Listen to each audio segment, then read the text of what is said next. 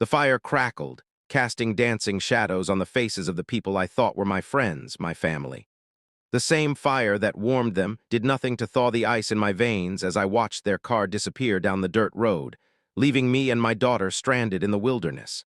The echo of their laughter still rang in my ears, a cruel reminder of the trust I'd so foolishly placed in them, a trust they had shattered with a casualness that chilled me to the bone. I hugged my daughter tighter, the weight of her small body a stark contrast to the hollowness that had taken root inside me. It was in that moment, surrounded by the vast indifference of the forest, that the seed of what they would later call justice began to sprout. If you would do anything for your daughter, subscribe now. It had all started with the promise of a relaxing weekend getaway. A group of us longtime friends since college had planned a camping trip to reconnect, to escape the pressures of daily life and breathe in the fresh air of the mountains. I was hesitant at first. The thought of leaving behind the safety of my routine with my daughter, Lily, filled me with anxiety. But they insisted, promising to help with Lily to make it a fun and memorable experience for both of us. "Come on, Tiffany," Sarah had pleaded over the phone. "It's been ages since we've all been together. Lily will love it, and you deserve a break." I relented, swayed by their reassurances and the genuine excitement in their voices. I wanted Lily to experience the joy of nature, the simple pleasure of roasting marshmallows under a starlit sky, and maybe, just maybe, rediscover a part of myself that had been lost in the daily grind of motherhood. We packed our bags, loaded the car with camping gear, and set off with high spirits, the promise of adventure hanging in the air. The first day was idyllic. We set up camp, hiked through the woods, told stories around the campfire, and laughed until our sides ached. Lily reveled in the freedom of the outdoors, chasing butterflies, collecting leaves, and splashing in the creek. I watched her, my heart swelling with a joy I hadn't felt in a long time. As night fell, we huddled around the fire, sharing snacks and whispering secrets under the watchful gaze of the moon. It felt like we were a family, bound together by years of shared experiences and unwavering loyalty. Then came the second day. We were deeper in the woods on a more challenging trail when Lily tripped and twisted her ankle. It wasn't a serious injury, but she couldn't walk without assistance. I looked to my friends for help, expecting them to rally around us, to offer a shoulder to lean on. But their faces were clouded with annoyance, their eyes darting nervously towards the darkening sky. A storm was brewing, and they were more concerned with getting back to camp before it hit than with Lily's well-being. "Can't she walk it off?" Mark asked impatiently, his voice laced with thinly veiled frustration. "We're miles from camp, and that storm is coming in fast." I couldn't believe what I was hearing. These were the people who had promised to support me, to be there for Lily, but now, when we needed them most, they were turning their backs on us. As the first raindrops began to fall, they made their decision. They would go ahead, they said, to set up the tents and prepare for the storm. I could take my time with Lily, and they would send someone back to help us once they were settled. I watched them disappear down the trail, their figures swallowed by the encroaching darkness, a knot of dread tightening in my stomach. Hours passed, the storm raged, and no one came back. The rain poured down in sheets, soaking us to the bone, and the wind howled through the trees, a mournful symphony of abandonment. I carried Lily as far as I could, but my strength was waning, and the trail was treacherous. We huddled beneath a makeshift shelter of branches and leaves, shivering and terrified, praying for the storm to subside. It was then, as I looked into Lily's tear-filled eyes, that I realized the full extent of their betrayal. They weren't just fair-weather friends, they were monsters willing to sacrifice our safety for their own comfort. The storm eventually passed, leaving behind a world washed clean and strangely silent. We made our way back to camp, our bodies aching and our spirits broken. But the camp was deserted, the tents gone, the fire extinguished. They had packed up and left, abandoning us in the wilderness without a second thought. It was then that the anger began to simmer, a slow-burning rage that threatened to consume me. I knew in that moment that things would never be the same. The trust was gone, the friendship shattered, and the only thing that remained was a burning desire for justice. They had underestimated me, mistaken my kindness for weakness, my silence for acceptance. But they would soon learn that a mother's love is a force to be reckoned with, and that hell hath no fury like a woman scorned. They thought they had gotten away with it, that they could simply erase us from their lives and move on. But I wouldn't let them. I would make them pay for what they had done, for the fear they had inflicted upon my daughter, for the pain they had caused me. My name is Tiffany, and they would come to regret the day they left me and Lily in those woods. The walk back to civilization was a blur of pain and exhaustion. Each step was a monumental effort, Lily's weight a constant reminder of my failure to protect her. We finally stumbled onto a main road hours later, flagging down a passing driver who looked at us with a mixture of pity and disbelief. He drove us to the nearest town, where I reported the incident to the local authorities. The police listened to my story, their expressions skeptical, their questions probing. It was clear they didn't believe me, or perhaps they simply didn't care. "People get lost in the woods all the time, ma'am," the officer said, his voice devoid of empathy. "Maybe they just got turned around and couldn't find their way back." I tried to explain to convey the deliberate nature of their betrayal, but my words seemed to fall on deaf ears. They saw me as a hysterical woman exaggerating a simple misunderstanding. They filed a missing persons report, but I knew it was just a formality. They weren't going to search for them, not really. I was on my own. The following days were a living nightmare. I couldn't sleep, haunted by the image of their faces, their laughter echoing in my ears. Every time I closed my eyes, I relived that moment of abandonment, the feeling of helplessness as the storm raged around us. I jumped at every sound, convinced they were coming back to finish what they had started. Lily was traumatized, clinging to me like a lifeline, her innocent eyes filled with a fear that mirrored my own. She had nightmares, waking up screaming in the middle of the night, convinced that the bad people were coming to get us. I tried to reassure her, to shield her from the darkness that had enveloped our lives, but I knew that I couldn't protect her forever. I contacted Sarah, Mark, and the others, hoping to get some explanation, some apology, but my calls went unanswered, my texts ignored. They had vanished as if swallowed by the earth. It was as if we never existed in their lives. Desperate for answers, I turned to our mutual friends, the people who knew us both, but they offered little solace.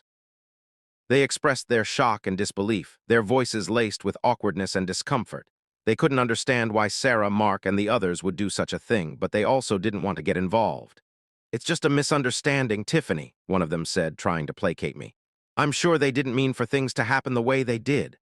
"Maybe you should just let it go," another suggested. "Move on with your life. Holding on to anger will only hurt you in the end."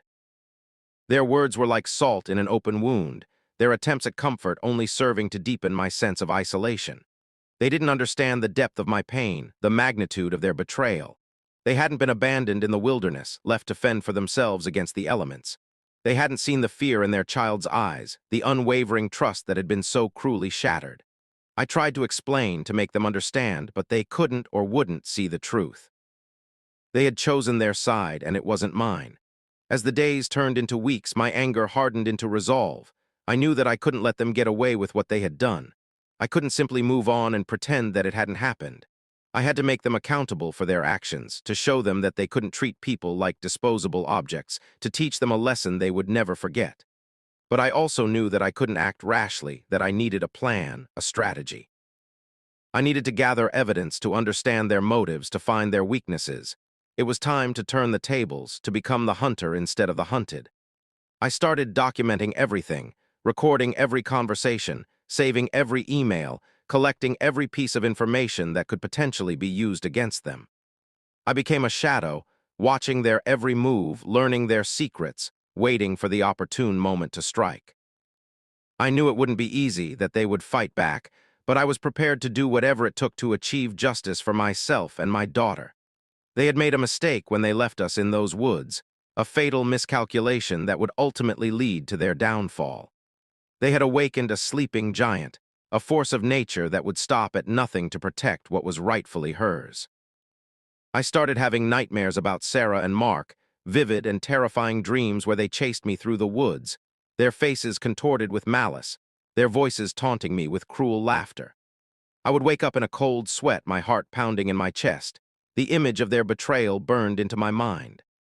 I started seeing them everywhere, in the faces of strangers, in the shadows of the trees, their presence a constant reminder of the injustice that had been done to me.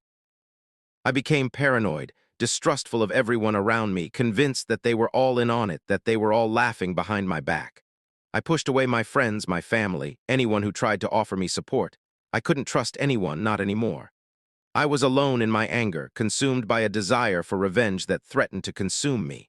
Lily noticed the change in me, the darkness that had taken root in my soul. She started acting out, becoming withdrawn and rebellious, her innocent spirit scarred by the trauma she had experienced.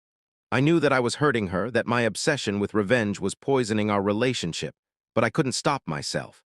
I was driven by a force that I couldn't control, a need for justice that outweighed everything else. I knew that I had to find a way to channel my anger, to turn my pain into power, to use their betrayal as fuel for my revenge. I started researching their lives, digging into their pasts, looking for any secrets or vulnerabilities that I could exploit. I spent hours online, scouring social media, searching public records, piecing together the puzzle of their existence. I discovered hidden debts, failed businesses, strained relationships, a web of lies and deceit that ran deeper than I could have ever imagined. The more I learned, the angrier I became, the more determined I was to expose their true nature to the world. I knew that I was playing a dangerous game, that I was risking everything for the sake of revenge, but I couldn't turn back now. I had come too far, sacrificed too much. I was going to make them pay, even if it cost me everything. The weight of Lily's small hand in mine was the only thing tethering me to reality. The nightmares bled into my waking hours, the faces of my betrayers superimposed on every friendly smile. I started to avoid mirrors, afraid of the hollow-eyed stranger staring back, the one consumed by a darkness I no longer recognized. One evening, Lily found me huddled in the closet, sobbing uncontrollably, the walls closing in around me like a suffocating tomb. "Mommy, are you okay?" she asked, her voice small and scared. It was in that moment, seeing the fear in my daughter's eyes, that I realized I was losing myself, that my quest for revenge was consuming me, turning me into the very monster I was trying to destroy. I was failing her, poisoning her with my anger and perpetuating the cycle of pain that had begun in those woods. The irony was almost unbearable. They had hurt us, but I was continuing the damage, hurting my own child. I had to stop. But how could I just let it go? How could I forgive them for what they had done? The questions swirled in my mind, a relentless storm of doubt and despair. That night I sat on the edge of Lily's bed, watching her sleep, her face serene and untroubled. I brushed a stray strand of hair from her forehead, my heart aching with a love so fierce it brought tears to my eyes. It was then that I understood. This wasn't about me anymore. It was about her. About protecting her, about healing her, about creating a future where she could feel safe and loved. I couldn't let my anger define her life, shape her destiny. I had to find a way to move forward, not for myself, but for her. But forgiveness, that felt impossible. Letting them get away with what they did, unthinkable. I spent the next few days and a days going through the motions of daily life, but feeling utterly disconnected from everything around me.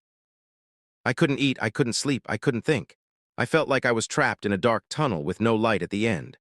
One afternoon, while Lily was at school, I found myself drawn to the old wooden box in the attic where I kept mementos from my past. I hadn't opened it in years, afraid of the memories it held, the ghosts of a life that no longer existed. But now I felt compelled to confront them, to understand how I had gotten to this point. I rummaged through the box, my fingers brushing against faded photographs, old letters, and trinkets from my childhood. I found a picture of myself and Sarah, taken during our college graduation, our faces beaming with optimism and hope. We had been inseparable back then, dreaming of a future filled with endless possibilities. I remembered the promises we had made to each other, the vows of eternal friendship, the unwavering belief that we would always be there for each other. Where had that gone? What had happened to us? As I continued to sift through the box, I came across an old journal, its pages filled with my teenage angst and insecurities. I started reading, drawn back into the world of my younger self, remembering the dreams I had once held, the aspirations I had abandoned along the way. I realized that I had always been a survivor, that I had overcome countless obstacles in my life, that I had the strength and resilience to weather any storm. And then I found it. A small, worn notebook filled with meticulously detailed plans for pranks. Elaborate, ridiculous, but undeniably effective pranks I had pulled in high school. I had almost forgotten this side of myself. The clever, strategic, mischievous side that loved to outsmart people. A slow smile spread across my face. This wasn't about forgiveness. It was about recalibration. The darkness didn't lift, but it shifted. It wasn't a blind rage anymore, but a cold, calculating focus. The pain was still there, but it was now a fuel, a source of energy. I closed the journal, a new sense of purpose filling me. I wouldn't let them win. I wouldn't let them destroy me. I would use their betrayal as a catalyst for change, a turning point in my life. I would become stronger, smarter, more resilient than ever before, and I would make them regret the day they crossed me. But this time it wouldn't be about revenge. It would be about justice, about protecting my daughter, about reclaiming my life. I started deleting all the angry posts I had written online, scrubbing my social media of any trace of my obsession. I stopped contacting our mutual friends, realizing that their opinions didn't matter. I focused on Lily, showering her with love and attention, rebuilding the bond that had been strained by my anger. I enrolled her in a new school, far away from the reminders of our past. I started taking self-defense classes, learning how to protect myself and my daughter from any potential threats. And I started planning, not plotting some grand, theatrical revenge, but carefully, methodically gathering information. I wasn't going to confront them directly. I wasn't going to engage in a shouting match or a physical altercation. I was going to expose them, quietly, systematically. I would use their own lies and deceit against them, turning their secrets into weapons. They thought they had gotten away with it. They thought they were safe. They were wrong. The game had just begun. The hunter had become the architect, and the design was flawless. They thought they were clever, erasing their tracks, disappearing into their comfortable lives, but they underestimated me. I smiled sweetly at the grocery store clerk, paid for my items, and walked out the door. Inside my bag weren't the groceries I purchased, but a high-powered camera lens and a miniature microphone. The pieces were coming together. My first target was Sarah. She was always the weakest link, desperate for validation, easily manipulated. I knew her online habits, her favorite coffee shop, the yoga studio she frequented every Tuesday and Thursday. I started small, creating fake social media profiles, subtly liking her posts, leaving generic comments, slowly building a sense of familiarity. Then I started escalating, sending her anonymous messages, compliments on her outfits, questions about her day. Harmless at first, but designed to pique her curiosity, to draw her in. I knew she would be tempted to respond, to engage with the attention, and that's when I would strike. Meanwhile, Mark was a different beast altogether. Cold, calculating, and ruthless, he was the mastermind behind the operation, the one who had orchestrated our abandonment in the woods. He was also a control freak, obsessed with maintaining his image, terrified of losing his power. His weakness was his ambition, his insatiable desire for success. I needed to find a way to undermine him, to expose his lies, to bring him crashing down. I started digging into his business dealings, poring over financial records, searching for any irregularities, any hint of corruption. I discovered a pattern of shady transactions, offshore accounts, and hidden investments, a tangled web of deceit that could potentially ruin him. But I needed proof, something concrete that I could use to expose him without implicating myself. I spent weeks monitoring their online activity, learning their routines, studying their habits. I discovered that Sarah was having an affair with a married man, a local politician with a squeaky clean image. I saw an opportunity. I could use this information to blackmail her, to force her to cooperate with my plan. I set up a meeting with her at a secluded park, pretending to be a concerned friend, someone who knew about her affair and wanted to help her protect her reputation. I presented her with the evidence I had gathered, photographs, emails, text messages, leaving her no room to deny or deflect. I told her that I wasn't going to expose her, that I simply wanted her help in bringing Mark to justice. I explained what he had done to me and Lily, how he had betrayed our trust, how he had left us for something to happen to us in the wilderness. I appealed to her sense of guilt, her desire for redemption, her fear of being exposed. She was hesitant at first, but eventually she agreed to help me, driven by a combination of fear and self-preservation. She knew that if I exposed Mark, her affair would also be revealed, so she had no choice but to cooperate. With Sarah on my side, I turned my attention back to Mark. I needed to find a way to expose his illegal activities, to bring him down in a way that would be both public and irreversible. I knew that he was planning a major business deal, a multi-million-dollar project that would solidify his position in the community. I decided to target this deal, to sabotage it in a way that would expose his corruption and ruin his reputation.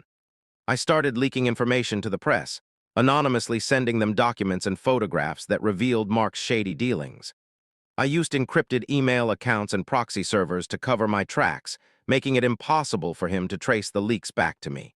The news stories started to appear, slowly at first, then with increasing frequency.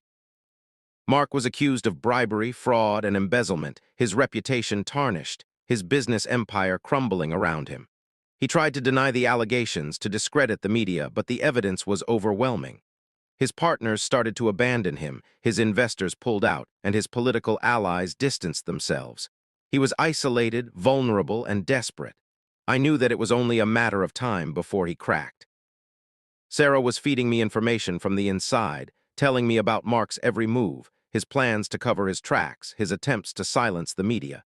She was playing a dangerous game, risking her own safety, but she was determined to help me bring him down. One evening, Sarah called me, her voice trembling with fear. She had discovered that Mark had hired a private investigator to track me, to find out who was behind the leaks. He was getting close, and I knew that I had to act fast. I decided to confront him directly, to expose him in a way that would be both public and undeniable. I arranged a press conference, inviting all the major news outlets, and announced that I had evidence of Mark's criminal activities. I presented the documents I had gathered, the financial records, the emails, the photographs, laying bare his web of deceit for the world to see. Mark tried to stop me, to discredit me, to silence me, but it was too late. The truth was out, and there was no turning back. The authorities launched an investigation, and Mark was arrested and charged with multiple counts of fraud, bribery, and embezzlement. His business empire collapsed, his reputation was ruined, and his life was shattered. I watched it all unfold from a distance, a sense of satisfaction washing over me. I had done it. I had brought him to justice, not through violence or retribution, but through careful planning, strategic execution, and the unwavering pursuit of truth. I had used his own lies and deceit against him, turning his secrets into weapons. He thought he was untouchable, that he could get away with anything, but he was wrong. No one is above the law, and everyone is accountable for their actions.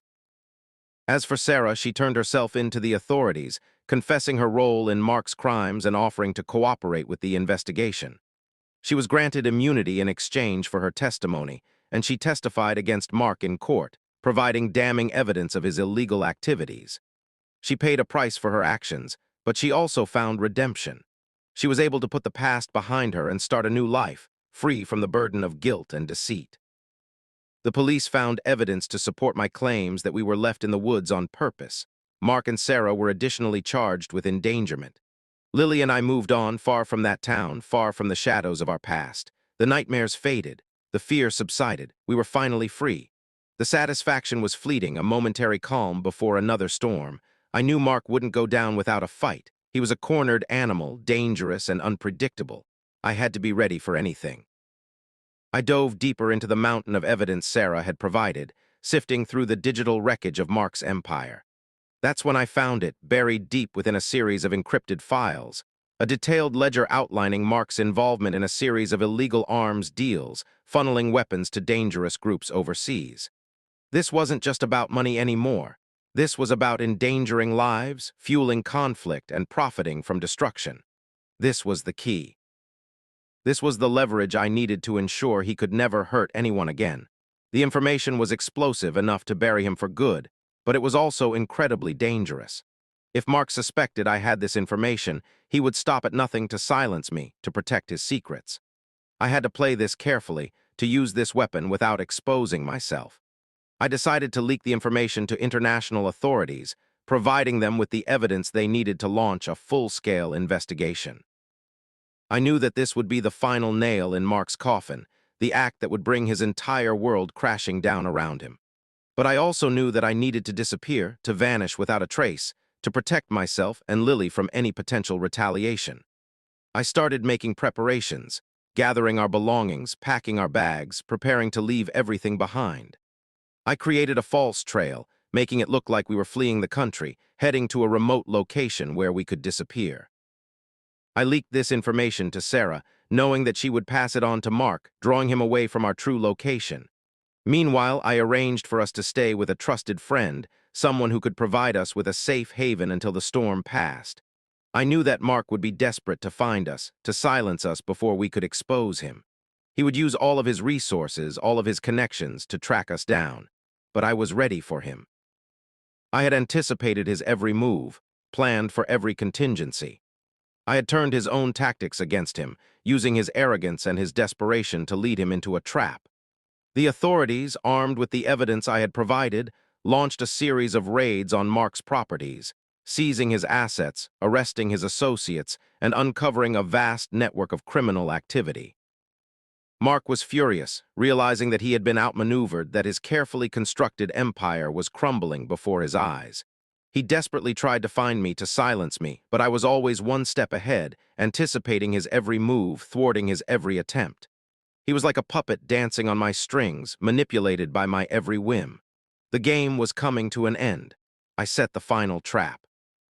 Knowing Mark's desperate nature, I leaked information that I would be at the grand opening of the very business that was built off the illegal substances being distributed in the city.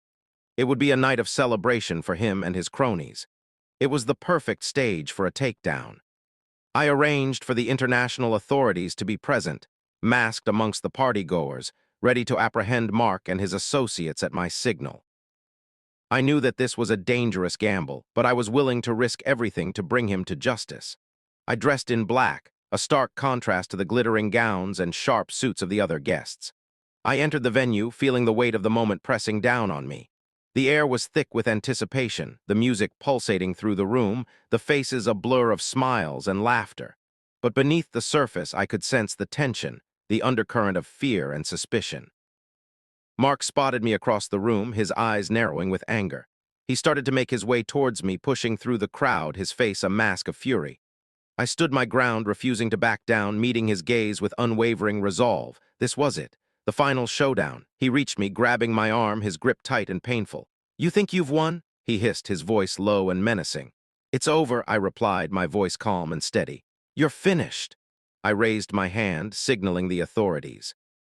Suddenly, the room erupted in chaos. The music stopped, the lights flickered, and armed officers swarmed the venue, arresting Mark and his associates. Mark struggled against their grasp, shouting and cursing, but it was no use. He was caught, defeated. As they dragged him away, he turned to me, his eyes filled with rage and hatred. "You haven't won," he snarled. "This isn't over." I just smiled. "Yes, Mark," I said softly. "It is." As the sirens wailed in the distance, I knew that I had finally closed the book on this chapter of my life. But as I turned to leave, I saw a figure emerge from the shadows, a glint of metal in their hand. My blood ran cold. This wasn't over at all. The figure lunged. Time seemed to slow. I saw the flash of steel, the distorted reflection of the flashing lights in the crimson metal. But then a body slammed into mine, throwing me to the side. It was Lily. She'd seen the attacker, reacted without thinking. The attacker stumbled, recovered, and raised the weapon again. This time, a deafening roar filled the room. The masked authorities, no longer concealed, opened fire. The attacker went down, silenced by the hail of bullets. I scrambled to Lily, cradling her in my arms. A crimson stain blossomed on her white dress. "Lily, no!" I screamed, my voice raw with despair. She looked up at me, her eyes filled with a strange serenity. I had to," she whispered, her voice faint. "I couldn't let him hurt you again." Tears streamed down my face as I held her close, feeling her life slipping away. The paramedics arrived, rushing her to the hospital, but I already knew it was too late. The next few hours were a blur of sirens, flashing lights, and sterile hospital corridors. I sat in the waiting room, numb with grief, as the doctors worked frantically to save her. But their efforts were in vain. Lily was gone.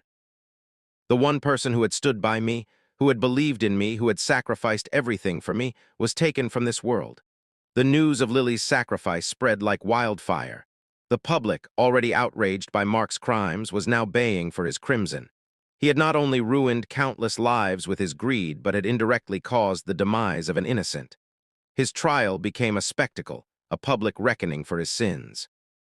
The prosecution presented an airtight case, laying bare his web of deceit, corruption, and illegal activities. Sarah, despite her own involvement, testified against him, her voice filled with remorse and regret. The jury deliberated for only a few hours before returning a guilty verdict on all counts. Mark was sentenced to life in prison with no possibility of parole. As he was led away, he glared at me, his eyes burning with hatred. "This isn't over," he snarled. "I'll get you for this." I just stared back, unflinching. "There's nothing you can do to me anymore," I said softly. "You've already lost everything." Mark's empire crumbled. His assets were seized, his companies dissolved, his reputation tarnished beyond repair. His name became synonymous with greed, corruption, and betrayal. He was an outcast, shunned by society, abandoned by his friends and family. He was left with nothing but his own guilt and regret, trapped in a prison of his own making. I attended Lily's funeral, a sea of faces I didn't recognize, all mourning the loss of a bright young woman. I delivered a eulogy, my voice choked with emotion, sharing stories of her kindness, her courage, and her unwavering love. I vowed to honor her memory, to live a life worthy of her sacrifice. After the funeral, I left that town, leaving behind the shadows of the past. I started a new life, far away from the pain and the darkness. I dedicated myself to helping others, fighting for justice, and standing up for those who couldn't stand up for themselves. Years passed. I never forgot Lily, nor the injustices that had been inflicted upon us. But I also learned to forgive, not for Mark's sake, but for my own. I realized that revenge, while satisfying in the moment, ultimately consumes the revenger. It's a dark path that leads only to more pain and suffering. True justice is not about retribution, but about healing, about creating a better world for everyone. I occasionally saw news of Mark. He was a shell of his former self, a broken man haunted by his past.